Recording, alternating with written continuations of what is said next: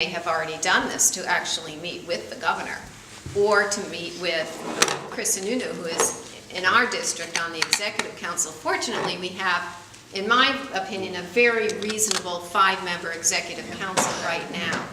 And so I think that bodes well, as opposed to maybe the last executive council, which might have been more of a in favor of privatization. But Arnie, I'm going to throw this back to you all, because I think that you certainly have the ability to ask for a meeting with the governor and to get a better sense of what's happening with that. I'm sitting here very concerned that we keep changing the deadline, which means somebody's probably getting paid for that. And we've seen that happen in other areas, and you know, that certainly needs to be stopped.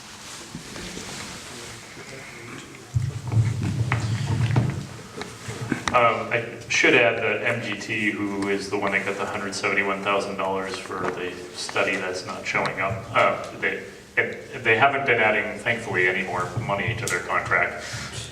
They just keep extending the deadline.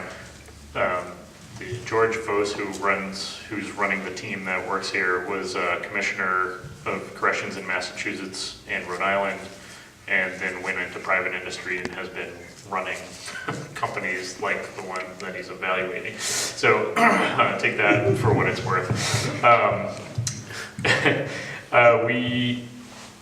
I believe that some segments of the New Hampshire Prison Watch, which is nhprisonwatch.org, by the way,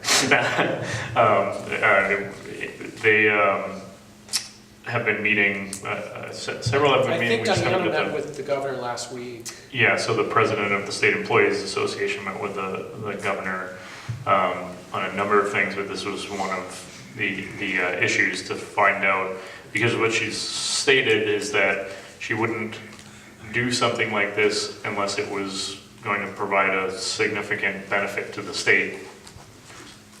That's very fuzzy.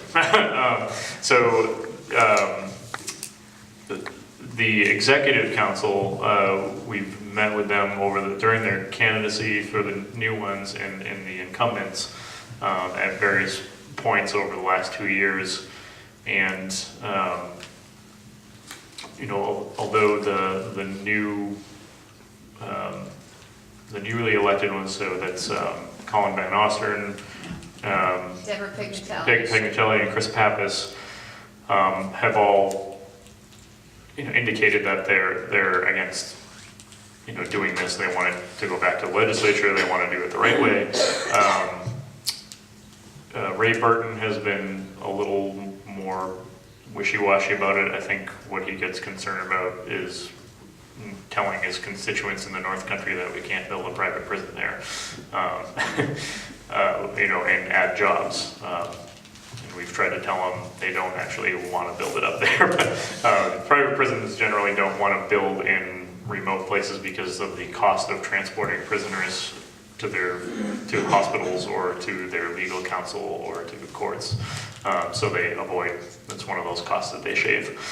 So they try to build it as close to a metropolitan area. They also have a lot of turnover in their workforce, surprisingly. So they need a good, solid pool of workers to pull from, desperate workers. Chris Sununu seemed very eager to do this as quickly as possible. He's very frustrated with that the report hasn't come out. He took the opposite tack on they just did one of these build lease back things for a courthouse facility in Keene, which was alarming because it almost looked like a test case on how you can slam one of these things through. But he was frustrated that we had gone, that we bypassed all of this process to do this courthouse, and I was wondering why he wasn't feeling the same way about a giant prison. But he could certainly use some phone calls. And there's more information about where each of these folks stand on the issue and how to contact them on that nhprisonwatch.org. Let me just mention, in terms of the way the executive council works, is that they meet on more or less a monthly basis, and the agenda for the next meeting generally is posted the previous Friday before the Wednesday. So it's conceivable that some Friday, we'll look at the agenda for the upcoming council meeting and see that there's actually a proposed contract for a $200 million prison project, and not have had an alert about that beforehand. Now, I'm not saying that Governor Hassan is intending to do that, but that would be consistent with the way things are often done in the Executive Council. And then we would have a very short period of time to read through, study, and analyze an extremely complicated proposal in order to then be able to prepare people to show up at the council meeting and insist that there be public hearings or vote no, or whatever it might be. Things could at that point move very quickly. And again, this is some of the difference between doing this through a contract versus doing this through the normal capital budget process that the legislature follows, where there are hearings that people can come to, and it's done much more out in the open. This question over here. Yes. Yeah? Yes. Thank you. Thank you all for being here. It's very important that you're here. This really is a critical moment. And I hope you'll see this prison privatization issue as being the tip of a very large iceberg of a crying need for prison reform in New Hampshire. If you knew what goes on behind the walls, you'd either be disgusted or at least be astounded. Some of us are enraged, but anger doesn't get us very far. We need to act together. Correction on the impression that was lent to us earlier that we are beyond recourse.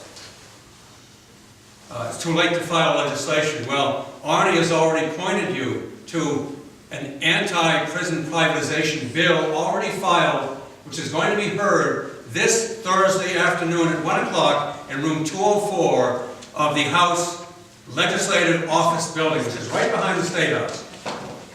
I hope you, whoever can come, please make the effort to do so. The great thing about New Hampshire is it is a citizens' legislature. You will get a chance to speak. That's one bill. The other, with regard to SB 500, remarkable piece of legislation, otherwise known as the Justice Reinvestment Act. There is a set of legislators who has already introduced at least one bill to bring back the strong features of SB 500, which would reinvest. This reinvestment comes from the concept of reinvesting the savings.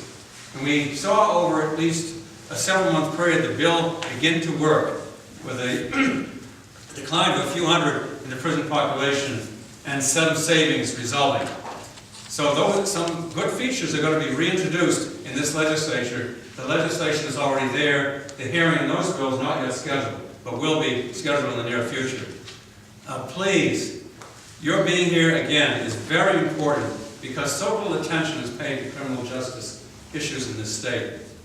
And with people, without good people paying attention, anything can happen. Anything can go wrong and does go wrong within those walls.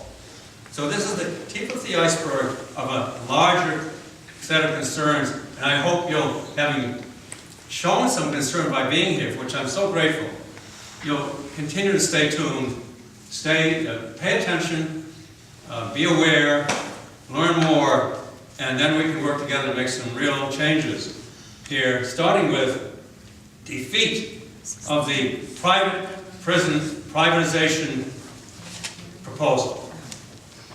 Let's start there and then work forward. Thank you.